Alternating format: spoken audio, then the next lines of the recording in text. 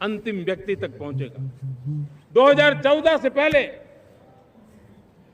सिर्फ 25 करोड़ लोगों के पास सोशल सिक्योरिटी का कवर था। साथियों, पिछले 5-7 दशक में सिर्फ 25 करोड़, हमने एक दशक के भीतर भीतर 100 करोड़ देशवासियों को सोशल सिक्योरिटी का कवच दिया है। हमें रिफॉर्म की गति को भी आगे बढ़ाना है।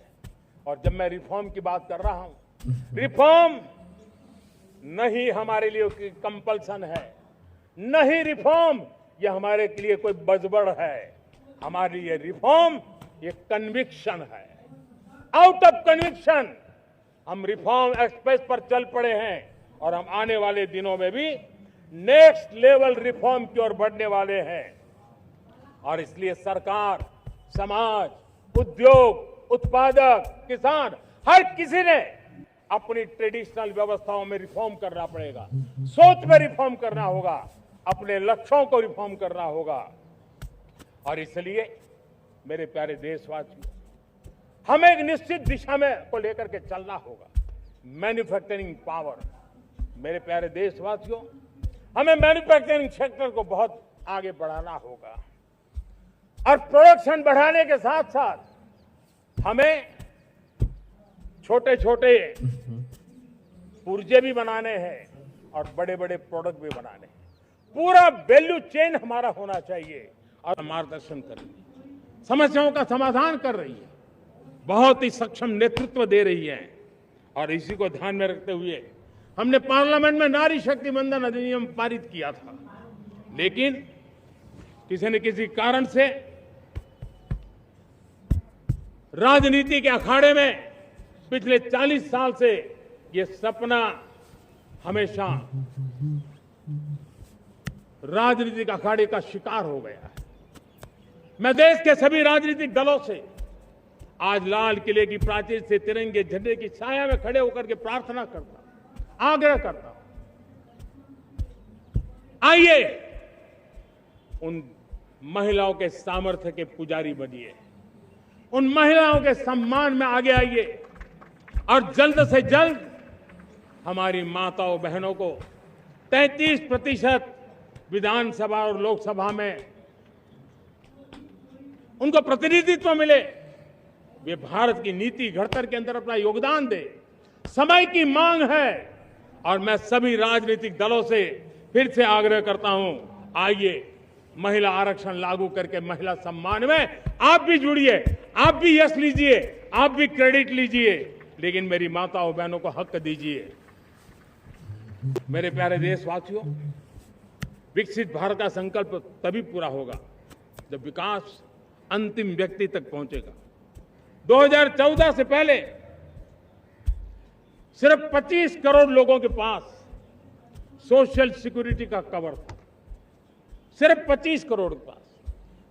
साथियों, पिछले 5-7 दशक में सिर्फ 25 करोड़, हमने एक दशक के भीतर भीतर 100 करोड़ देशवासियों को सोशल सिक्योरिटी का कवच दिया है। जो श्रमिक भाई अभी तक सब्सक्राइब नहीं किए हैं उनसे रिक्वेस्ट है कि आप सब्सक्राइब करें, बेल आइकन दबाएं, जो कि सही टाइम पे आपको सही न्यूज़ जो है मिलता रहेगा। आयुष्मान भारत योजना से 70 साल की उम्र के बुजुर्गों से भी आज 5 लाख रुपए तक मुफ्त दवाई की व्यवस्था हो रही है। करोड़ों करोड़ों परिवारों को इसके कारण बहुत बड़ी सुविधा मिली है। और इस आयुष्मान कार्ड के कारण 2 लाख करोड़ रुपया जो दवाई और ऑपरेशन के पीछे खर्च होना था, वो मेरे परिवारों के बच्चे हैं। वो गरीब परिवार है, वो मध्यम वर्ग के परिवार है, उनको इतनी बड़ी। मेरे प्यारे देशवासियों, आज मुझे एक काम के लिए आपकी मदद चाहिए। मैं आप सबसे एक मदद मांग रहा हूं। सभी नौजवानों से मैं चाहता हूं कि आप इसका नेतृत्व करिए। आपका 1 या 2 घंटे देश को बहुत बड़ी शक्ति देने वाले हैं।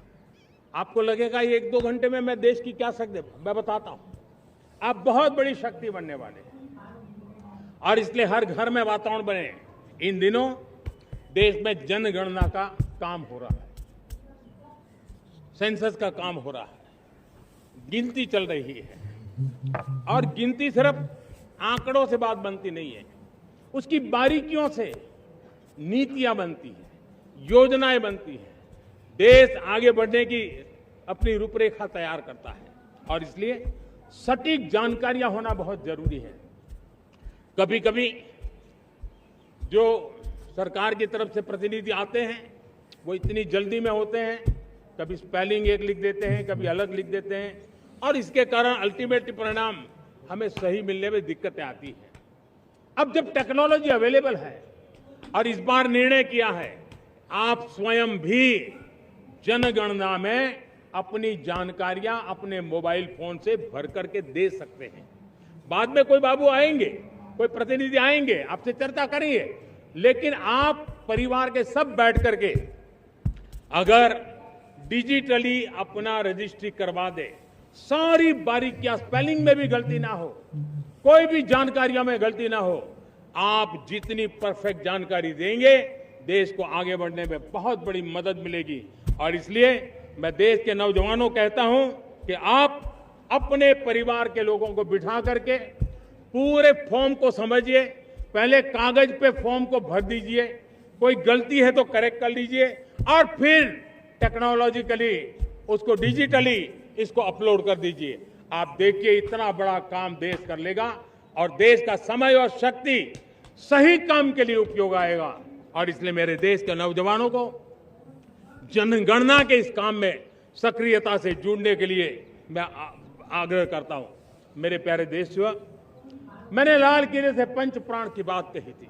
इस पंच प्राण ने देश को अपने आत्मगौरव की ओर लेकर के आगे बढ़ने का, लक्ष्यों को पार करने के सामर्थ्य के साथ आगे बढ़ने का एक बहुत बड़ा संबल दिया है। हमें गुलामी की मानसिकता हर पल मिटाते ही रहना है। जिस भारत का सपना नेताजी सुभाष चंद्र बोस ने देखा था, बाबा साहब आंबेडकर ने देखा था, पंडित नेहरू ने देखा था, सरदार पटेल, भगत सिंह, सुखदेव राजगुरु ने देखा था, डॉक्टर श्यामा प्रसाद मुखर्जी ने देखा था, भगवान बिरसा मुंडा ने देखा था, ज्योतिबा फुले ने देखा था, उन सब से प्रेरणा लेकर के हम आगे बढ़े। इस संकल्प को हम दोहराए, स्वयं से ऊपर राष्ट्र का हित हो, स्वयं से ऊपर राष्ट्र का हित हो और कर्तव्य ही हमारी पहचान हो। मैं सभी देशवासियों से कहूंगा, समय हमारा है। मैं सभी देशवासियों से कहूंगा, समय हमारा है, अवसर हमारा है, संकल्प हमारा है। आइए सपनों को संकल्प बनाए, संकल्प को सामर्थ्य बनाए और सामर्थ्य को सफलता में बदल के रहें। आइए हर कदम को विकास का कदम बनाएं, कदम से कदम मिलाएं, मन से मन मिलाएं, लक्ष्य से जुड़े रहे। एक दीप से जले दीप हजारों, आओ मिलकर विकसित भारत बनाएं। इसी एक भावना के साथ इस मंगल पर्व पर आप सबको अनेक अनेक शुभकामनाएं। मेरे साथ बोलिए, भारत माता की, भारत माता की, भारत माता की, वंदे वंदे वंदे। बहुत बहुत धन्यवाद।